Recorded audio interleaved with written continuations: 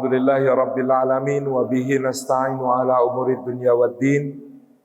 Wassalatu wassalamu ala asrafil anbiya'i wal mursalin sayyidina wa maulana Muhammadin wa ala alihi wa ashabihi ajma'in wa man tabi'ahum bi ihsanin ila yaumiddin.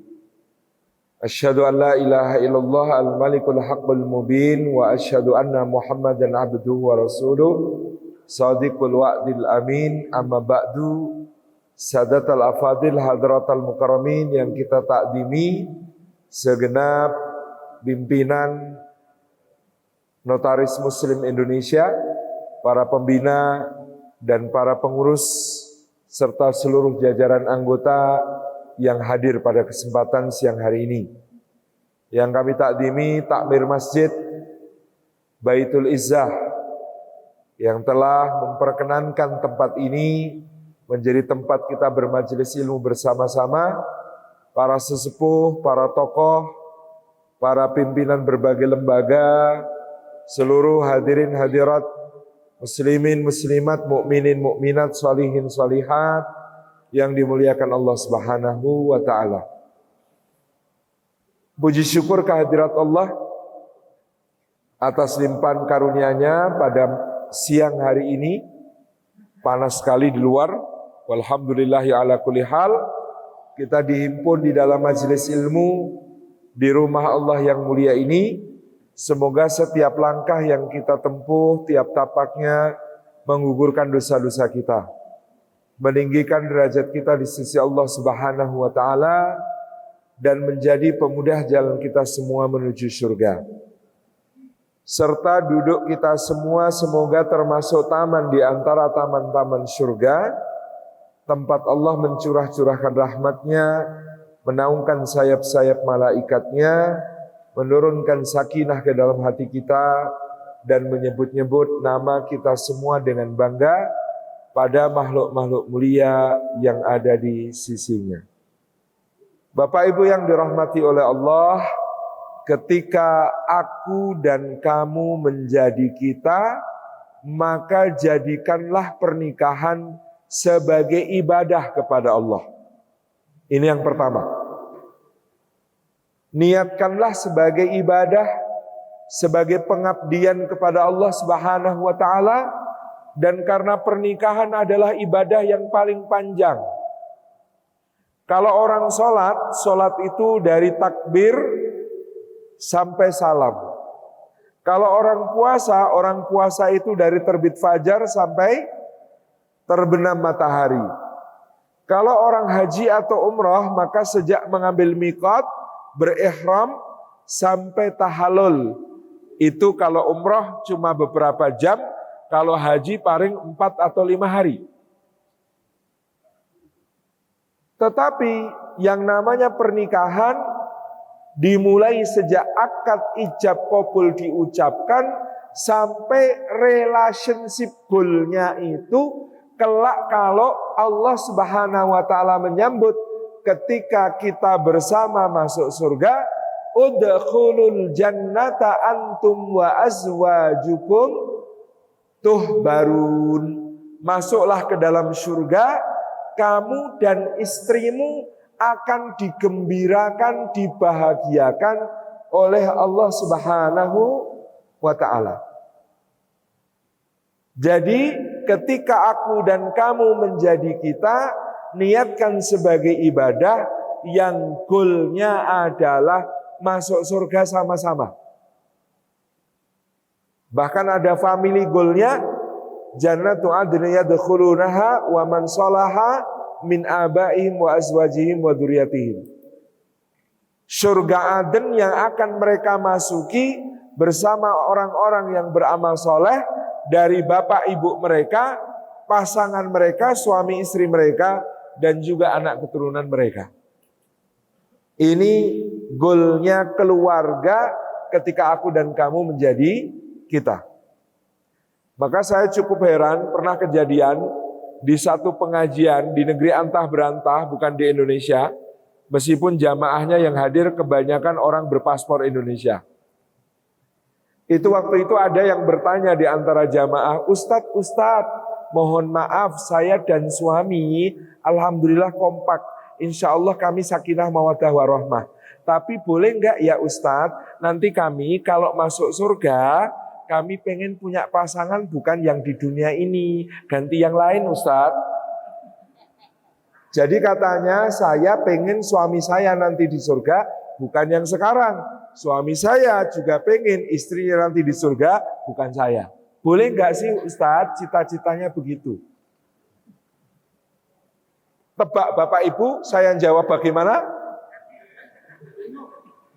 Bingung, umumnya loh ya, umumnya. Kalau suami istri di dunia, maka insya Allah pengen seperti kata Allah tadi, udkhulul jannata antum wa azwajukum tubarun, masuk surganya bareng jadi suami istri lagi di surga. Saya tidak tahu ada kejadian apa di antara mereka. Sampai mereka punya cita-cita sedemikian. Tapi karena saya bingung menjawab, akhirnya saya jawab begini. Bapak, Ibu, bagaimana kalau kita fokus dulu untuk bisa masuk surga, nanti kalau sudah di surga, kita musyawarahkan lagi. Takutnya masuk surganya belum tentu kita sudah ribut soal begini, Didu. Iya, padahal tadi insya Allah sebenarnya Bapak Ibu, kalau kita betul-betul mencintai pasangan kita, kita sangat ingin dia menjadi pasangan kita di surga. Dan jangan khawatir saat dia nanti menjadi pasangan kita di surga, dia tidak seperti sekarang. Ibu-ibu ini nanti kalau masuk surga, keriputnya hilang semua, Bu. Dikatakan oleh Ibnu Qayyim al-Jauziyah, maka wanita soleha yang masuk surga 70.000 kali lipat lebih cantik daripada bidadari yang paling cantik. Jadi bidadari itu bukan saingan jenengan, Bu. Beda level. Strawberry, mango, apple, sorry nggak level gitu. Anak saya kalau ngejek temennya begitu. Strawberry, mango, apple, ibu-ibu dengan para bidadari itu enggak level, beda Bu. Wong kalau dalam Al-Quran tempat tinggalnya saja berbeda. Ibu-ibu ini nanti akan menempati wa masakina thayyibatan fi jannati adn, istana yang sangat indah dalam surga Aden. Kalau bidadari Bu, tempatnya apa Bu? Hurum maqsuratum fil khiyam. Bidadari itu tempatnya di dalam kemah-kemah, tenda-tenda di dalam surga. Jadi ibu-ibu istana, bidadari, tenda Bu, beda level. Meskipun tendanya bukan seperti tenda pramuka.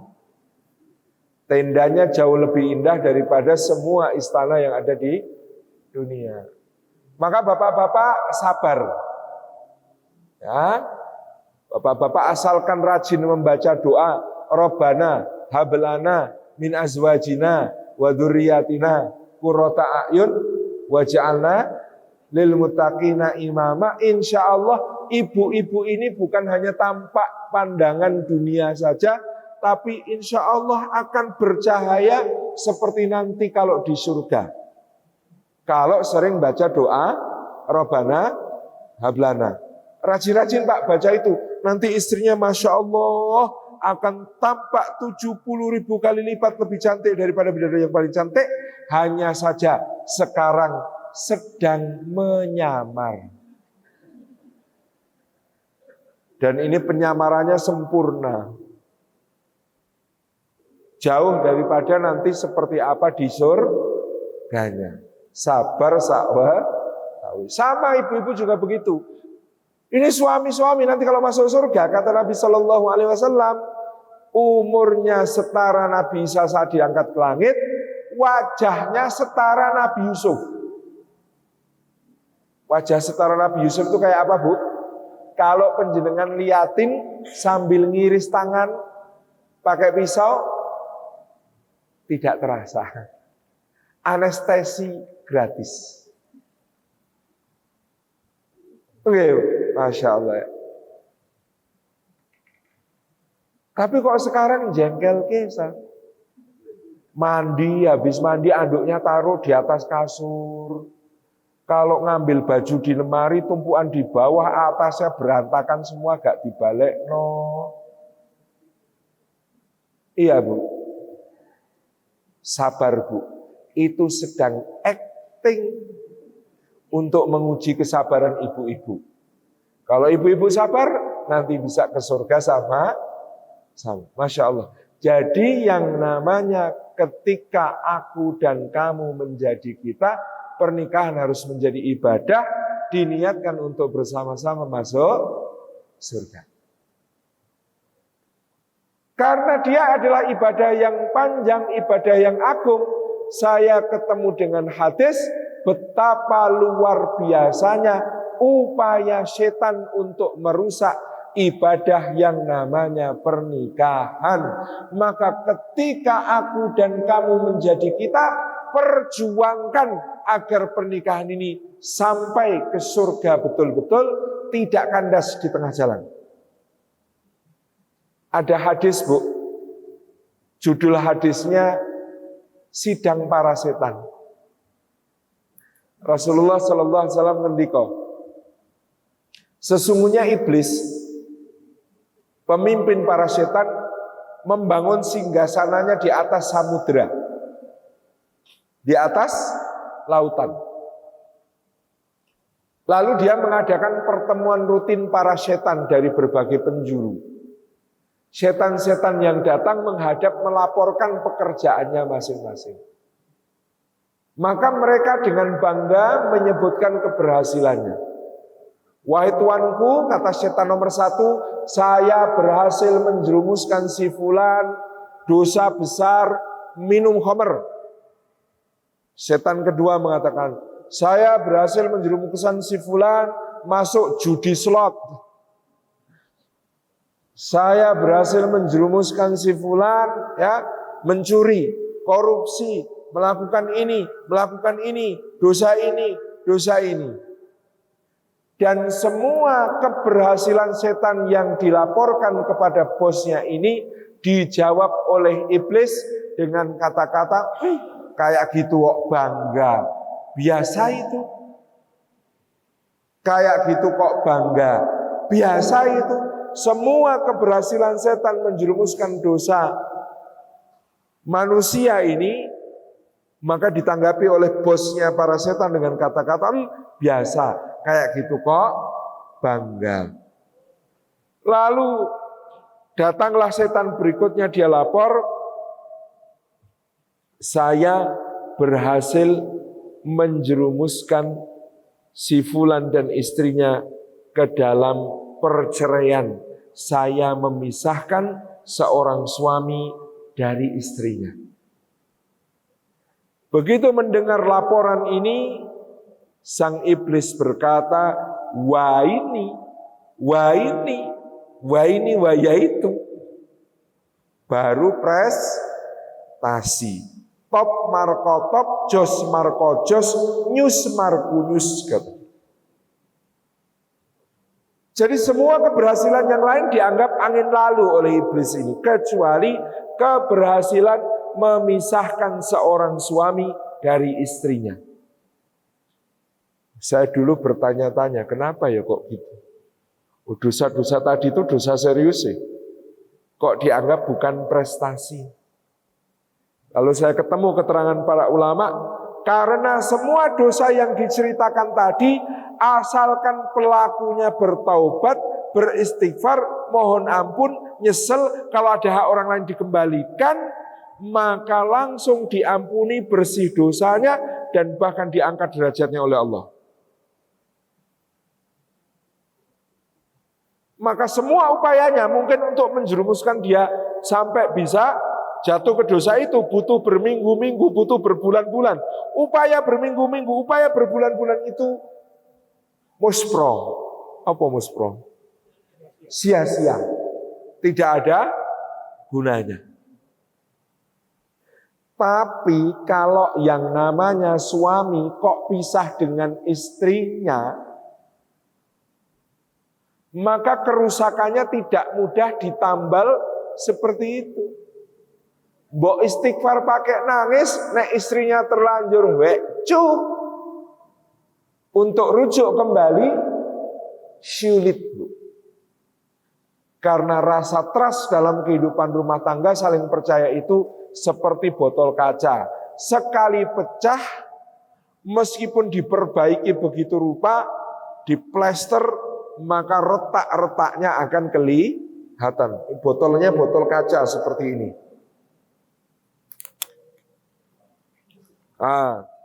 Botol kaca seperti ini kalau jatuh, pecah, mau diperbaiki meskipun direkatkan kembali, maka retak-retaknya akan tampak. Maka harus hati-hati kalau minum, baca basmalah.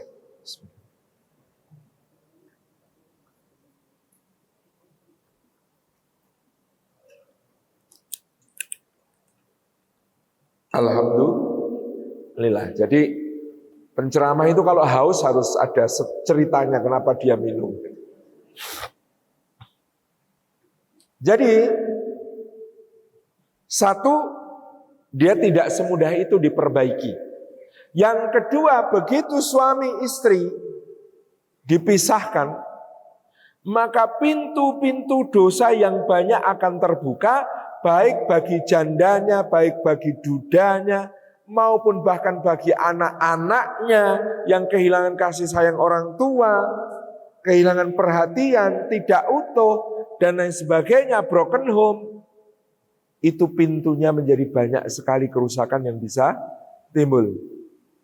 3 bulan yang lalu saya agak lupa mengisi di mana. Waktu itu ada Bapak Kapolres Surabaya, beliau membeberkan data. 90% anak-anak yang terlibat dalam kejahatan jalanan, geng motor, ya, sampai kalau di Jogja namanya klite, ya, narkoba, miras dan sebagainya, itu berasal kalau bukan dari keluarga broken home, orang tua tidak utuh, salah satu atau dua-duanya bekerja di luar kota bahkan di luar negeri, tidak ketunggon, tinggal bersama kerabat bukan orang tua, kakek nenek ataupun paman atau bibi. Subhanallah. Jadi pintu kerusakan yang timbul dari suami dan istri yang dipisahkan oleh setan ini luar biasa. Maka Bapak Ibu yang dirahmati Allah, ketika aku dan kamu menjadi kita, pernikahan menjadi ibadah, upaya mempertahankan pernikahan, keutuhan rumah tangga, keharmonisan keluarga, itu nilai pahalanya besar di sisi Allah. Sangat besar. Jadi penjenengan membahagiakan suami dengan khidmah, suami membahagiakan istri dengan hadiah, ya, dengan perhatian. Itu nilai pahalanya di sisi Allah sangat besar. Jadi nilai ibadahnya sangat besar. Bagi suami yang mengupayakan kesetiaan, seperti Rasulullah SAW pernah satu hari, beliau itu keluar dari rumah ibunda kita, Zainab, Sayyidah Zainab, Ummul Mukminin, dalam keadaan rambutnya masih basah, sehabis mandi jinabah, lalu menemui sahabat-sahabat di masjid seperti ini. Beliau kemudian bersabda, apabila salah seorang di antara kalian bertemu dengan wanita yang dijadikan setan penggoda baginya, lalu dia tertarik kepada wanita itu, maka hendaklah dia pulang ke rumah untuk menjumpai istrinya, karena pada istrinya terdapat segala sesuatu pada wanita itu, hanya saja lebih suci, lagi berpahala di sisi Allah. Ini fikih kesetiaannya suami. Suami setia itu bukan tidak pernah tergoda, Bu. Tapi ketika tergoda, dia tahu batas bahwa ini kalau dituruti haram, maka dia kembali kepada yang halal. Nah, kalau dulu godaan itu cuma ada di luar, sekarang godaan itu bisa di mana saja. Bahkan di dalam rumah kita, di dalam gadget kita misalnya. Maka mengupayakan kesetiaan seperti ini, pahalanya sangat besar untuk bapak-bapak. Ibu-ibu juga begitu. Karena suami ini punya tugas untuk memalingkan wajahnya kepada yang halal ketika ada godaan yang haram, mohon jarak antara yang halal dengan yang haram jangan terlalu jauh. Maksudnya gimana Pak Ustadz? Godaannya itu glowing, splendid, mesmerizing, shining, begitu ya. Maka ibu-ibu juga misalnya perlu khidmah kepada suami supaya menjadi sebuah pahala besar, merawat diri dengan baik gitu ya, berdandan untuk suami. Jangan sampai pergi pengajian lebih cantik daripada menyambut suami pulang kerja. Keliru Bu, kasihan ustadznya. Iya kan gitu. Jadi menyambut suami pulang dalam keadaan cantik pahalanya sangat besar. Apalagi kalau suami sudah ngasih kode. Mi, bawa ke salon sana Mi, anak-anak biar main sama aku. Jangan dijawab kalimat semacam ini dengan kata-kata, "Ndak lihat apa, rumah berantakan kayak begini. Tuh cucian numpuk semua tuh segitu tuh. Piring gelas kotor semua, belum sempet masak." Malah disuruh ke salon. Jangan Bu, karena boleh jadi suami yang sampai memberikan instruksi demikian dan menyediakan budget dan anggaran, tentu saja itu mungkin di luar sana melihat godaan-godaan yang haram begitu bening mempesona, mau berpaling ke yang halal kok dasternya tambalan 7 tempat, wajahnya berkilauan karena minyak gitu ya, di dasternya ada noda lengkap kecap, oli, jelantah. Baunya sudah campuran antara minyak jelantah terbakar dengan keringat, gitu ya. Berangkat Bu, bismillah. Kenapa? Ini guyonan saya setiap pengajian.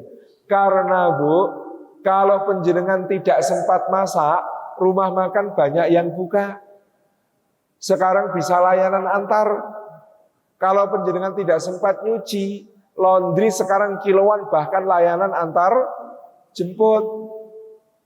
Kalau penjenengan nggak sempat beresin rumah, minta tolong tetangga yang duafa bantu-bantu, nanti dikasih honor, seneng.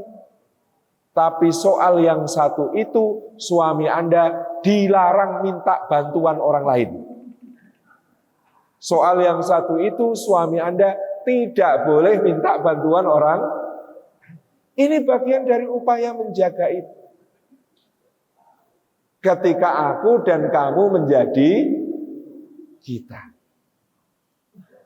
Maka ketika aku dan kamu menjadi kita, diperlukan ilmu, diperlukan komunikasi.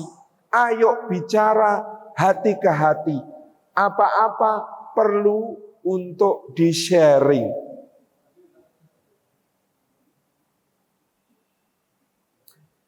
Sayyidina Abu Sulaiman Ad-Darani, seorang ulama besar, menceritakan, aku menghabiskan malam pertamaku dengan istriku untuk ngobrol, bincang-bincang, saling bertanya dan saling membuka diri.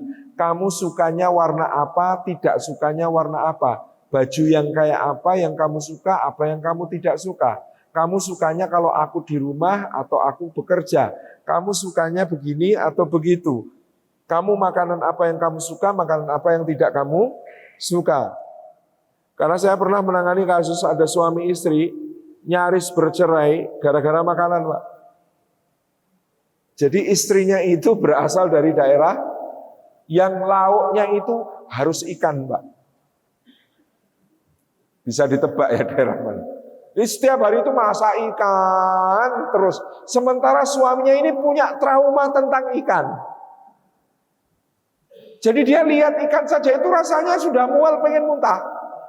Tapi demi menjaga perasaan istrinya, setiap kali istrinya masak ikan, dia tahan-tahankan, dia ikut makan. Tapi nggak pernah diobrolin, nggak pernah dibicarakan. Akhirnya satu hari meledak, berubah menjadi pertengkaran yang sangat dahsyat. Lalu akhirnya hampir mereka memutuskan untuk bercerai. Yo iki aku menangani kasus nyaris bercerai karena ikan. Tapi ternyata begitu. Apalagi pasangan suami istri, saya juga baru menangani kasus, ada yang salah satu mengalami trauma, yang trauma itu dia seharusnya punya komitmen untuk disembuhkan, punya komitmen untuk diterapi. Karena itu sangat mengganggu. Jadi ceritanya, si istri ini sebelum menikah, dulu waktu ayahnya meninggal dunia, belum sampai 40 hari dari wafatnya ayahnya, dia memergoki ibunya selingkuh dan melihat hubungan suami istri, hubungan bukan suami istri, antara ibunya dengan selingkuhannya, memergoki. Itu menjadikan dia merasa sangat jijik pada hubungan seksual. Begitu menikah, dia sebelumnya nggak ngeh bahwa itu akan mengganggu rumah tangganya. Begitu menikah, baru disentuh sama suami, dia sudah kejer nangis. Setiap didekati suami, kejer nangis. Setiap didekati suami, kejer nangis. Suaminya stres, Pak. Karena trauma belum tersembuhkan. Saya dulu juga nggak membayangkan ada kasus-kasus seunik ini gitu ya. Tapi akhirnya kemudian kita tuntun istrinya untuk punya tekad untuk menyembuhkan traumanya. Konsultasi dengan psikolog, mendapatkan terapi, sampai akhirnya kemudian dia bisa mulai berkurang traumanya, sampai akhirnya alhamdulillah sekarang sudah punya 1 anak. Jadi memang ternyata ketika tidak ada komunikasi dari awal bisa masalah.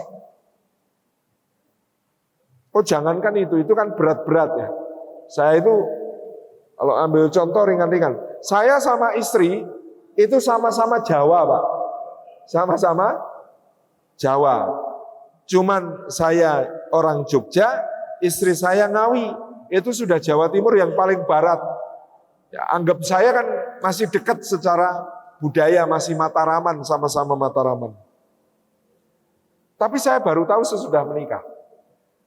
Jadi begini ternyata, istri saya lahir dari seorang ayah pejabat tingkat kabupaten saat itu, ibunya ibu rumah tangga. Saya juga baru tahu sesudah kami menikah dan saya nginep di rumah mertua. Kalau pagi, ibu mertua saya itu sudah menyiapkan segala sesuatunya. Jajan pasar, kopi, teh, lalu nemenin suaminya baca koran sambil mengudap itu, makanan ringan itu. Dan beliau tidak ikut makan, pokoknya nemenin apa yang dibutuhkan suami segera diambilkan. Termasuk beliau nyiapkan sepatu, ya, nyiapkan tas kerja, seragam, kemudian duduk ke meja makan, dia yang ambilkan nasi. Pak, opornya dada atau paha, Pak, sementeng cekap, Pak, monggo Pak, dar Pak. Dan itu ibu nungguin bapak mertua itu makan, beliau belum makan. Sambil senyum, menatap suaminya begitu. Nanti bahkan kadang-kadang tali sepatu itu ditalikan, ketika kemudian masuk ke kendaraan, tas kerja diulungkan, dada-dada di depan rumah, sampai kendaraan bapak itu menghilang di tikungan. Baru masuk. Itu di rumah mertua saya. Di tempat saya, bapak saya pengajar, ibu saya pengajar. Namanya sama-sama pengajar, kadang-kadang ibu harus berangkat duluan karena mengajar jam pertama, bapak masih jam ketiga atau jam keempat. Maka di rumah saya sangat biasa, ibu saya pamit nyium tangan bapak sambil ngendiko, Pak menawi dahar, nasinya di rice cooker ya Pak, nyeplok telur piyambak sakit toh Pak, Assalamualaikum. Di rumah saya itu sangat biasa. Bapak bikinin teh untuk anak-anak, untuk istrinya, biasa. Di rumah saya itu biasa. Lalu kami menikah, kan kami masing-masing bawa standar. Iya Bu, saya bawa standar di rumah bapak ibu saya, dia bawa standar dari rumah bapak ibunya. Lah dalam kasus kami, saya bersyukur. Karena standar dia tentang khidmah kepada suami itu sangat tinggi. Coba bayangkan, kalau suaminya berasal dari keluarga kayak keluarga istri saya, istrinya berasal dari keluarga kayak keluarga saya, lalu tidak terkomunikasikan, kok kamu nggak kayak ibuku sih? Dibandingkan gitu, langsung sakit hati. Bibit konflik sudah muncul sejak awal. Wong kayak saya saja kadang saya dimarahi, lah lagi kepengin teh lah yang bikin teh sendiri. Itu ditegur sama istri saya. Abah mau ngapain? Bikin teh. Kenapa nggak ngomong? Duduk, tak bikinin. Oh, keliru toh. Karena ini kita hidup dengan standar berbeda, maka ketika aku dan kamu menjadi kita, harus ada komunikasi untuk menyamakan frekuensi. Saat kami nikahnya sudah puluhan tahun, loh kadang-kadang puluhan tahun, kadang masih banyak salah nebak, Bu, tentang bapak. Iya, Bu. Kadang-kadang masih salah nebak kan tentang istri, Pak. Kita tahunya istri itu senang dibeli ini, dibeli ini. Ternyata dia nggak senang dibeli ini, dibeli itu. Senangnya milih sendiri. Misalnya begitu. Jadi Masya Allah, ya, ini komunikasi, ngobrol bareng, ini menjadi sesuatu yang sangat penting. Mari ngeteh, mari bicara gitu ya. Kalau di iklan itu sampai digambarkan demikian. Maka kita perlu menata harmoni baru dengan komunikasi semacam ini. Menata harmoni baru, ukuran-ukuran baru. Nyuwun sewu, ini ada yang masih muda-muda. Dulu sebelum menikah, hobi, ya kan? Jenengan pergi mancing, berangkat tengah malam, pulang tengah siang, nggak ada yang nyari kan? Tapi sekarang terlambat 5 menit dari janji kepulangan, ada yang nangisi jenengan kok belum pulang. Apalagi HP ini entek baterai ini tidak bisa dikontak. Alasannya nggak ada sinyal. Pulang-pulang digerambiang. Bukakan pintu. Kenapa nggak tidur di sungai sekalian? Bro. Tapi ya gitu, Pak. Seninya rumah tangga itu memang gitu. Semua istri yang marah sama suaminya sampai membanting pintu dan mengusir suaminya, sebenarnya berdiri di balik pintu, menunggu pintunya diketuk lagi. Karena Pak, kalau penjenengan pergi betulan, dia khawatir. Apalagi ada coffee shop baru, baristanya Putri Cuanti. Khawatir, Pak. Makanya kalau ibu ngusir, Pak, bro begitu, tolong ketuk lagi, Pak. Ketuk lagi itu biasanya Bapak akan mendengar kalimat, apa ketuk-ketuk? Tapi itu hatinya tentram, alhamdulillah nggak pergi. Loh, itu seninya rumah tangga seperti itu. Jadi ada standar baru. Nah, ini kalau saya biasanya bicara di depan teman-teman yang masih muda-muda, aktivis-aktivis itu saya bilang, ya ada standar baru begitu Anda menikah. Dulu WhatsApp-mu itu sudah kayak asrama putri. Kontaknya sama mbak-mbak gitu banyak. Begitu menikah kalau itu mengganggu, ya harus cut. Kalau perlu blokir, itu. Wah saya itu sahabatan teman saya lawan jenis banyak. Boleh kalau Anda belum menikah, kemudian itu Anda yakin aman dari fitnah, nggak masalah, nggak apa-apa. Tapi begitu menikah, meskipun Anda merasa itu nggak masalah, tapi pasangan mengatakan, aku geli, aku risih lihat itu. Ya harus close. Namanya membentuk standar baru dengan komunikasi ketika kita sudah menikah. Kadang-kadang ada kebiasaan suami yang tidak disukai istri, tetapi belum bisa ditinggalkan. Asal dikomunikasikan, ayo bismillah. Demikian pula sebaliknya dan lain sebagainya. Ini menempati urutan penting kedua ketika aku dan kamu menjadi kita. Ayo bicara untuk menyamakan frekuensi. Ayo bicara untuk menyamankan hubungan ini. Ayo bicara untuk bisa saling menjaga. Saya misalnya dengan istri punya kesepakatan, semua media sosial yang bisa diinstal di lebih satu gadget, maka terinstal di HP istri saya. Supaya kita bisa saling menjaga. Supaya kita saling mengingatkan.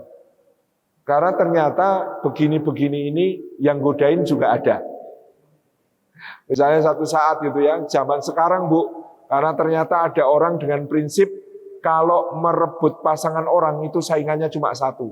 Kalau pasar bebas saingannya banyak. Jadi saya pernah bikin status Bu, story di Instagram, gendong anak. Saya lagi gendong anak, difoto sama istri saya pasang di story Instagram.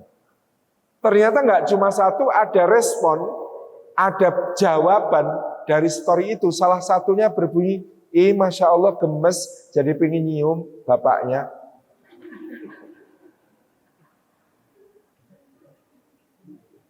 Kan untungnya alhamdulillah iman lagi kuat. Kalau lagi down, kan langsung ada nomor WA. Gitu. Tapi karena dipantau juga oleh nyonya, bah ini kok ganggu ya. Ya sudah blokir aja, blokir. Gitu ya Bu. Jadi ada proses untuk saling menjaga pada saat itu. Harmoninya didapatkan di situ. Ini saya kira yang penting untuk disampaikan sebelum segala hal yang lain. Ada bukunya ketika aku dan kamu menjadi kita. Ibu-ibu bisa mencari di online shop. Zaman sekarang semuanya online shop, silahkan. Saya tulis bukunya tidak tebal karena saya kasih judul ketika aku dan kamu menjadi kita, yang tipis-tipis untuk pernikahan romantis. Yang praktis tipis-tipis untuk pernikahan romantis. Monggo bisa dicari karena ini sudah masuk waktu asar. Sebentar lagi.